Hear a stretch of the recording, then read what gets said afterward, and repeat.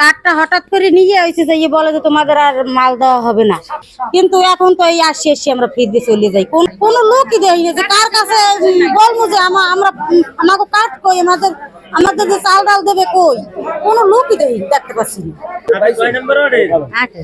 8 নম্বর ওয়ার্ডের। আপনি কাটছিল আগে পাইছি, আজকে পাইনি। আগামী টার্মে দেবে, কারণ ইউনো টার্মের নাম কাটিয়ে দিচ্ছে। ইউনো নাম কাছে বলছে কিটা? মাল যারা দেয় তারা মাল কিরা দেয় আপনি বলতে পারেন না? তো অনেকজনই মাল দেয় না, আমি জানি না। এই যদি রোজা যদি এই যে না পাই, এটা কেমন লাগে? দুপুরে কোন জায়গায় ঘুম হয়ে পান, এই মরলেও তো হারবে না। এই শেষ করবার দিক দিয়া কইলে কাল আমাদের নাম নাই, আপনার নাম নাই। এতকাল নামে পাইছি, এখন কাজ আপনার নাম নাই। দেখলাম তো 8 নম্বর ওয়ার্ডের যে সভাপতি, এই যে 1 বছর আগে সভাপতি হয়েছে, সে নিজে তালিকা করে সে আবার নিজে আবার জায়গায় দিতেছে। এটা তো পৌর কর্তৃপক্ষের কোনো ডকুমেন্ট নাই। আপনি যে তদারকি করতেছেন, পৌর কর্তৃপক্ষের কোনো সিল সাপোর্ট নাই, কোনো টাইপকৃত কোনো ডকুমেন্ট নাই। কিসের ভিত্তিতে দেন আপনি তদারকি করতেছেন? কি তদারকি করতেছেন? নিজের হাতে যে বই তৈরি করিয়া এরপরে নিজের আত্মীয় স্বজন নিজের লোকজনকে দিতেছে, আপনি কি তদারকি করতেছেন বলেন? না, কারে দেশে ওয়ার্ডের যারা কারে দেশে অভিযোগ 135 জনারে দেয় কিনা, এইটা হইলো আমার দেয়। 135 জন দেয় কিনা যারা ছিল যে বাড়ি নেয় নেই, এইটা হইলো আমার দেয়।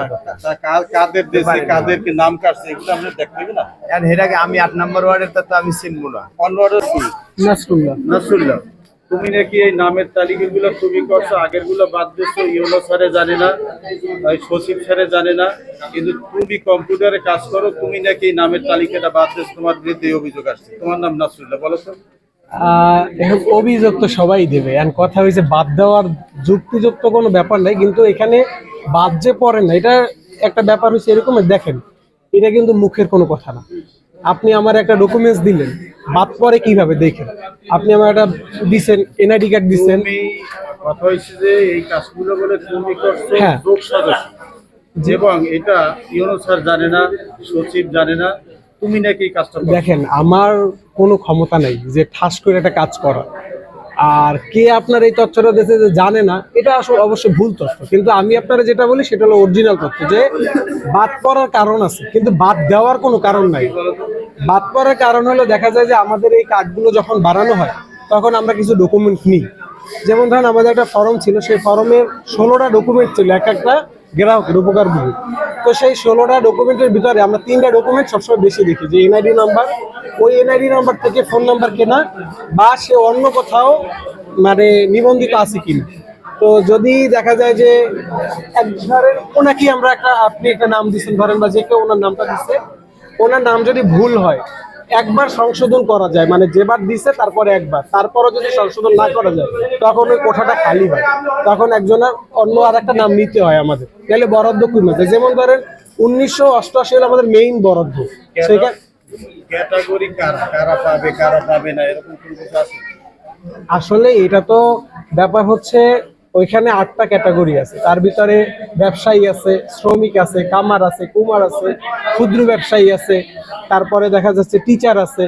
এখানে জিনিসটা টিসিবি বলতে অনেকে বোঝে কি যে একদম রাস্তার গরিব সে পাবে আর কেউ পাবে।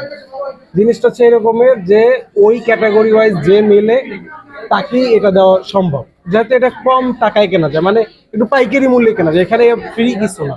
কিন্তু বাদ পড়া যে জিনিসটা, আপনি আমার যে কোশ্চেনটা করছেন যে বাদ পড়া, এখানে বাদ দেওয়াটা খুব খারাপ একটা কথা যে বাদ দিয়ে দিচ্ছে, কারণ আমার একার ক্ষমতা নেই বাদ দেওয়ার, বা যে কেউ চাইলেই কিন্তু বাদ দিতে পারবে না।